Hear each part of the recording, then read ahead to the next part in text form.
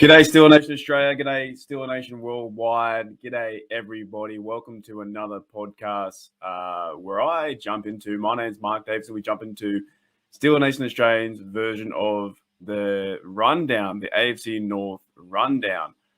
Thanks, everyone, for listening to the other video yesterday. That was awesome. So much fun. We talked about the post-game. But today's video, we're talking about the AFC North and where the Steelers find themselves on the week. You know, what are we? We've won 4 weeks in a row. The Steelers are trending up. The Browns and the Bengals are level now at 5-4, and the Ravens keep sneaking away, and they're 6-2. So we haven't played the Ravens just yet. We haven't. There's still 2 games versus the Ravens. We're 1 game behind. But let's crack into the show as I bring up the old PowerPoint here. The AFC North Rundown, Week 10. Our Pittsburgh Steelers. Man, I've been saying this now for 4 weeks in a row. We just keep climbing the ladder. We're 5-3. We just keep doing what we need to do, is just win. No matter how we win. If the refs got involved, which they certainly did to a certain extent. And the Bears missed a field goal that, did it hit the crossbar? Did it not? We don't know. The AFC North Rundown, Week 10, Pittsburgh Steelers are 5-3. Let's recap some of the games over the week. So we had the first game, and I couldn't find a visual on both via the Browns site and the Bengals site. I couldn't find a visual of the actual score, so I had to type in my own score here. So it's pretty terrible, but the more I do the AFC North Rundown, the more my heart gets involved because I hate both of these teams. And I tried to watch the highlights. So I try to get some content. I know I need to get more content to, talk about the Browns and talk about the Bengals. But the more I watch the highlights, the less I wanted to watch it. It's just, I guess, you don't come here for facts and figures or, who played well and did the O-line play well. If you like listening to my podcast and these little shows, it's just going to be me trying to tear up or tear a new one to the Browns, the Bengals, and the Ravens. Because honestly, I really looked to, okay, I'm going to watch some highlights. It goes for 10 minutes. There was Tony Romo and Jim Nantz. It was the game. The Browns won 41-16. And we did have Baker went off. Like I looked at the stats. Baker went off 2 TDs, 218 yards. Nick Chubb played really well, 137 yards, 2 TDs. Peoples-Jones, he went off 86 yards, 1 TD. Denzel Ward had a pick 6 for 99 yards and a TD. Joe Burrow was sacked like 5 times. And he threw 2 interceptions. So the Bengals are on the arrow pointing down. Your Super Bowl Bengals, which you guys all crowned the last few weeks. They're on the opposite side right now, and the Steelers are trending going up. But we knew that was going to happen. Joe Mixon for them had 2 touchdowns, and the Bengals have lost 2 in a row. But yeah, the more I tried to watch the highlights of these 2 teams going at it together, it's hard enough watching one team, and maybe in the future I'll do a better job and actually, report the news back of what players really stood out. But I can't stand these 2 teams. I can't stand the Bengals. I can't stand the Super Bowl Browns. Beckham Jr., he can't stand the Browns, as the visual there. He's getting shipped out. He's left. He's a free agent now, and I have no idea who wants to pick him up. I wouldn't pick him up. The Steelers versus the Browns the other week, there was an excellent opportunity for him to catch the ball with 2 hands, and he ended up catching it, or trying to catch it with 1, and that didn't work out.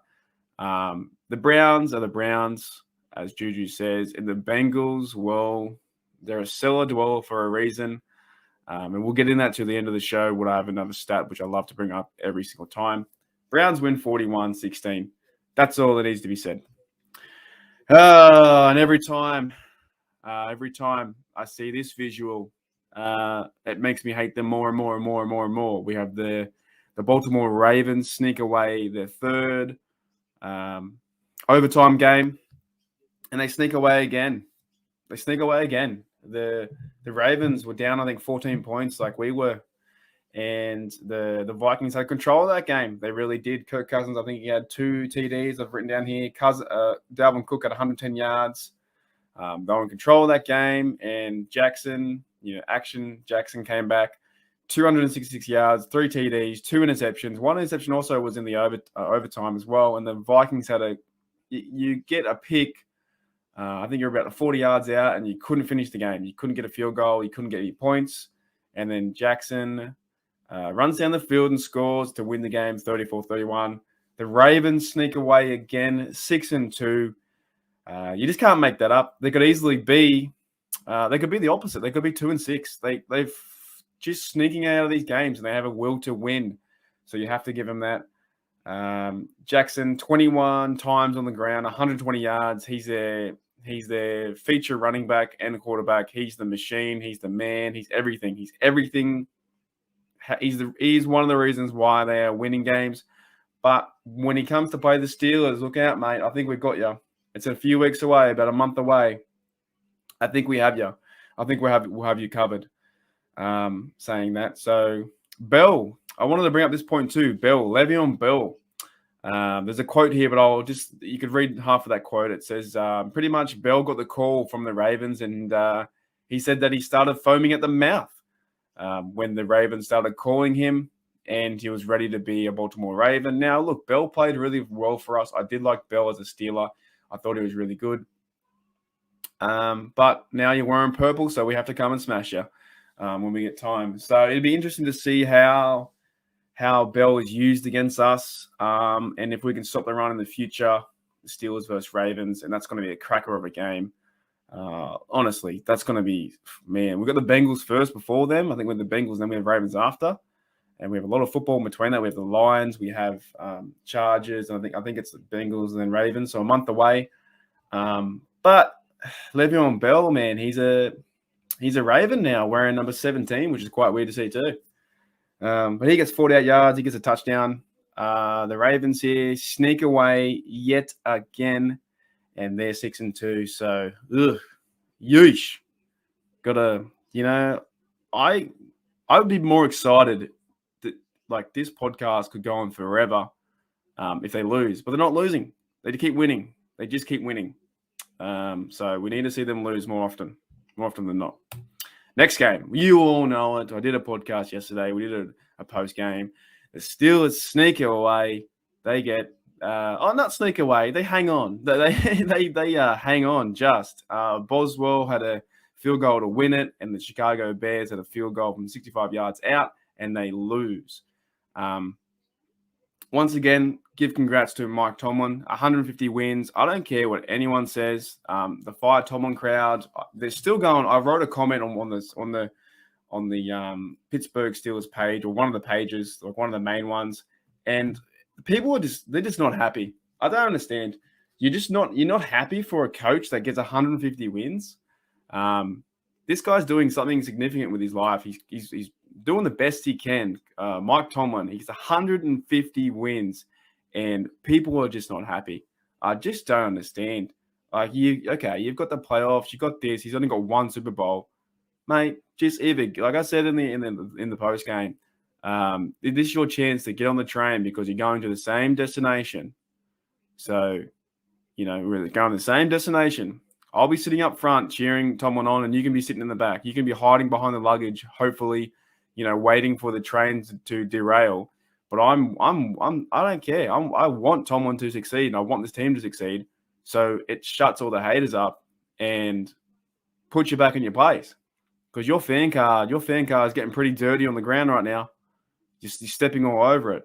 Too many different analogies. I don't know which one you want to go with. You want to go with the fan card on the ground, or you want to go with the train in the same destination? Too many. You got to stick with that team. The Steelers win 29-27. 4-game win streak, and then we're going into, we have the Lions coming into home, which could be easily, I say easily as they give us a heart attack every week, but it could be 151 wins for Mike Tomlin to extend his record. I'm done with this. The more we win, the stupider the Fire Tomlin crowd looks. That's plain and simple. That's it. Okay. AFC North here. The Ravens. The Ravens. 6-2 could easily be 2-6. Our Steelers are second in the AFC North, 5-3 with a 4-game win streak, 1-1 in the division. And then the cellar dwellers, the Cleveland Browns Super Bowl winners are 5-4. They get a win back. And the Cincinnati Bengals, the cellar dwellers, are 5-4. So let's move on. Let's find out who everyone's playing. And NFL Week 10, we're going to start off with the Ravens away versus the Dolphins here. The Dolphins are 2-7.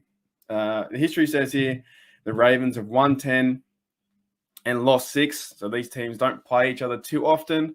Baltimore versus the Miami Dolphins. The Ravens they're hot right now. In some form or fashion, have to lose at some stage. You can't keep sneaking away with field goal wins all the time. However, this is a team you're versing, Miami Dolphins. Is Tua playing? I don't even know who these Dolphins are. They're not a very good team. They're an awful team. I do hope that the Ravens lose, and I will be streaming this game tomorrow. It's things are happening so fast this week. So I'll be streaming this game tomorrow, Friday. We'll have a few beverages. I've got a few left over. I won't be getting too cut, but I'll have a few. And maybe I need to go out and buy a Dolphin jersey for this game, because I want nothing more to see the Ravens lose, to be held in check, and to go 6-3. So it gives us a chance to catch up. That's it. But I do think my prediction will be the Ravens just hang on again. Maybe a high-scoring game, 26-24. Ravens win it here. Week 10, Thursday night football, Friday day. For me, having a few schooners and just chilling out, watching the game, interacting with you guys on live chat. It's going to be awesome. I can't wait. We got 80 people last time. Hopefully we get some Ravens in there. I would love to talk to some of these Ravens fans and just have fun with them, and maybe a few Dolphin guys come in too. And look, their season for the Dolphins, your playoffs are pretty much out of it, but you got to start playing for pride. You're at home. You have to start doing something. Don't want to see them tank for, you've already got Tua. Who else are you going to tank for? Tank for an O-line? I don't know. I don't know what you do. But, we'll be there. We'll be there cheering the Miami Dolphins on. They have a rich history as well. Hopefully the Ravens can lose, but I think the Ravens go to 7-2. Let's see what we have next. All right. This is not a bad game. I keep saying that. I always say that with the Cleveland Browns because they're a good football side. The Cleveland Browns are a good football side. I still hate them. Also, they're versing the Patriots here. And I want to see a quick note too with here. The Browns' history over the Patriots is quite interesting. And I got a theory that why this might be. The Browns' history is 13 wins against 12 losses versus the Pats. Now, in recent times, over the last 20 years, the Browns haven't won anything in the standings of the AFC North, and the Patriots have. So when the Steelers are winning the AFC North, the Ravens are winning the AFC North, stuff like that over the last few years, they would always be ranked number one. And when it came to scenarios where you play other AFC contenders like the Patriots, the Browns would never face them. They wouldn't face them. So they would be the bottom of the ladder, coming fourth or third. And the Patriots with Tom Brady were always so high, so they would never face each other. So that's interesting because the Browns actually have a history of winning a better record over the Pats. However, if the Browns were to be, a better side and start winning those games and be the number one overall in the AFC North, they might have faced each other like we had. The Steelers had the Patriots in our way for 10 years, for so long. So that's interesting. I actually have this game, though. I do have this game with the Patriots winning 29-19. I think at home, I think the Pats are better. I think Mac Jones will play better. I think their running game, I think Belichick likes to run as well. I think their defense will play a lot better than the Browns can. I think the Browns are in for a tough task here. I really do. Baker, mate. If Baker beats the Pats at home and goes 6-4, yes, then people will start to believe in Baker. I don't believe in Baker. I don't think he's a very good quarterback.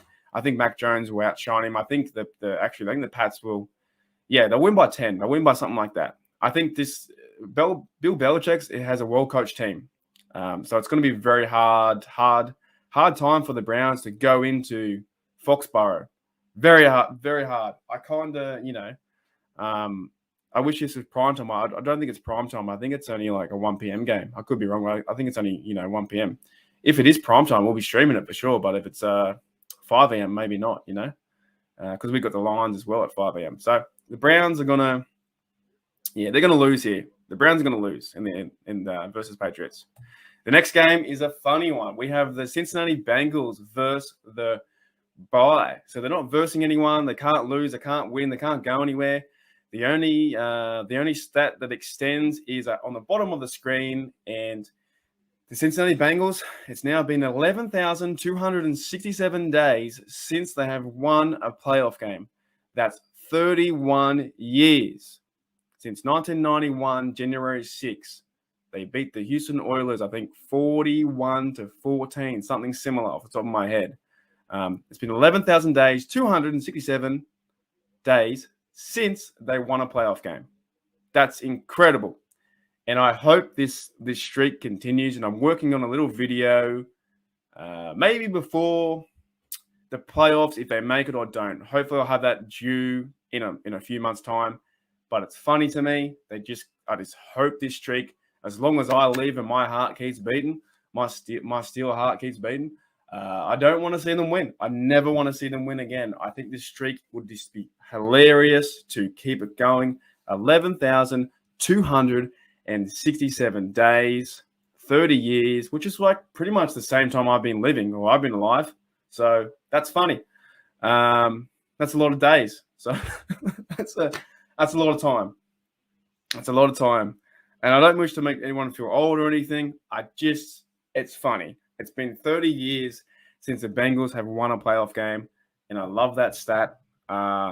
It's my favorite stat. My second favorite stat was Big Ben having most wins in the Browntown Stadium, but now that's gone. This is my favorite stat. It's even better because when the Bengals make the playoffs, I think they've lost 7 in a row. So if they make the playoffs this year, which they have a good chance to make the playoffs, if they lose, they'll be 8 times in a row. 8. And then the streak continues. So that's funny. It's just funny to me. NFL Week 10, here we go. The Steelers' history over the Lions is 17 and lost 14-1. So these teams, yet again, don't play each other too much. We have a winning history over them. The Lions are terrible. Man, the Lions, you're heading for another losing season. Was it 2008 or 9? I think it was. The Lions went 0-16. There's a chance the Lions can go 0-17. Please don't do that. But at the same time, please don't beat the Steelers at home. They're playing competitive football. Jared Goff is trying his heart out. They're trying to run the ball with Swift. They're trying some things. They have a new, is it Penno Sewell? I think he's on the O-line guy. He's there. It's just, I don't know what you say about the Lions. I've got a mate. I know a guy. He does some stuff with NFL helmets and stuff like that, mini helmets. He's a Lions fan. And I don't know how he does it. You think we have troubles? The Fire Tomlin crowd. You think that we have troubles? Man, we're fine. We are fine. 5-3, sitting in the 6th position for the playoffs. The Lions haven't won a game yet, and this is reminiscent of their season. I think it was 2008. I think it was the 0-16 season. There's even a bet out there, in the bet universe too. Like, will the Lions win a game? At this point, I'd say no. I don't think they can. And this is a game where the Steelers, we might do a pre-game, analysis too. But this is a game also that you can't drop to the Lions. You cannot. We will be the laughing stock of the season. If the first win goes to the Lions and we lose and we go to 5-4, we will be the laughing stock, and the Fire Mike Tomlin crowd will come out of nowhere. So we can't lose this game. The Steelers cannot afford to lose this game. I don't think it's a trap game, because the Steelers aren't playing Super Bowl football. We're playing average to good football. We're starting to get better. So it's not a trap game. A trap game is when you're 7-1 versus a 0-8 team. The ultimate trap game was last week, really. It was the Buffalo Bills versus the Jaguars, and they lost 6-9. And the Jaguars came out and hammered them in the Jag Stadium. And the Bills lost. So what do you make out of that? We beat the Bills week 1. No one thought that. And then in week 9, the Jaguars beat the Bills in their stadium. And that was maybe considered a trap game, because the Bills are a good team. They're a great team. Or even the Broncos beating the Cowboys the other week. That's crazy. Cowboys are meant to be Super Bowl every year, and the Broncos go out and bet you. I'm just saying, in this game, and we will do a pre-game of it, maybe a live pre-game show, and I'll get you guys' thoughts and questions and concerns and see how we go. The Detroit Lions away, coming off a bye, they'll be ready to play for sure. This is a game we can't make any mistakes. Ray, you got to hold the ball. Big Ben, you've been playing really well, but, got to feed Najee again. But our offensive line has to play better. We just have to play better in this game. So my prediction is the Steelers win 34-26. I just think we get out of it somehow. We just win by 8. It's going to be another heart attack game like they always do to us. It's your 1 p.m. It's my 5 p.m. I just think, we definitely have a chance to continue to get better. But you don't want to drop it. We don't want to drop this. We don't want to drop this game to the Lions. We will be the laughing stock of the season of the NFL. It's just something. I don't know how to express it more. I know you guys that the Lions are a competitive team. They've been in some games, and some weeks, or last week I think it was, they lost to the 49ers. No, sorry, the Eagles 44-6, didn't show up. But there are other games where they're pushing. I think they pushed the Cardinals for a game, or they pushed the Niners, I think, that for a game. Almost came back in that game, a few points. They're an NFL team. They still have to be taken care of. They still have to be, you can't be making jokes about them, because the minute you start making jokes about them, they're going to fire up and they're going to burn you. They're going to, and we can't be the first team. I don't care. We can't be the first team. Boy, we're not out of the playoff race if we lose next week. But it does hurt the confidence level, losing to a 0-8 team. So mentality wise, if you're the Steelers, show up at your house 1 p.m. Have your barbecue before, get everyone around. Let's cheer our Steelers on. Let's go. Najee just got to go off, mate. He will. Najee will go off. He's playing such competitive football. Frymouth is playing competitive football. The O-line needs to get better. And they're a work in progress. It seems like every week they're getting going forward, and then they're going back there. Yeah, and even to a certain degree too, I think the Steelers cornerbacks and our safety play is getting better. But the cornerbacks like Arthur Millette got burnt. He needs to get better. But yeah, thanks guys. I'll start to wrap it up. I'll leave the rest and maybe the preview. We'll dive into a few things, maybe some history about the Lions. I'll try and find some unique stats or something like that. Get a different take on it. It's easy to say to do a preview and to say, oh, we're gonna smash them and beat them. And that's fun. That's fun for 5 minutes. But maybe I'll try and get some stats or some unique ideas and look into a bit of history of the Lions, because you gotta feel for them, man. You just gotta. If you're a Lions fan, your season's pretty much done, isn't it? The best the Lions can go now is 9-8, and they're not going to win 9 in a row. There's no way they're going to win 9 in a row. So that's interesting. Yeah, thanks guys for checking out Steel Nation Australia on YouTube, Facebook, and Twitch. Like I said, I might be getting rid of Twitch. I've got to look at different avenues. I haven't got a hot tub. I haven't got the personality for Twitch. I've got the passion, but not the personality, if you know what I'm saying. So we might scrap that. It's just an idea I had to do. Facebook's going great. YouTube's going great. Heaps of fun.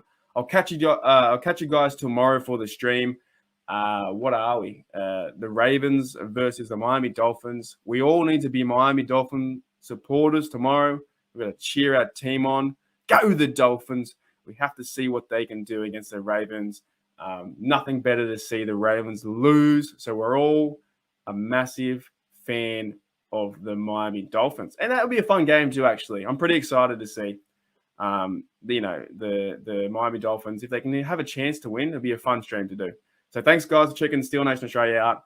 As always, here we go, Steelers. Here we go.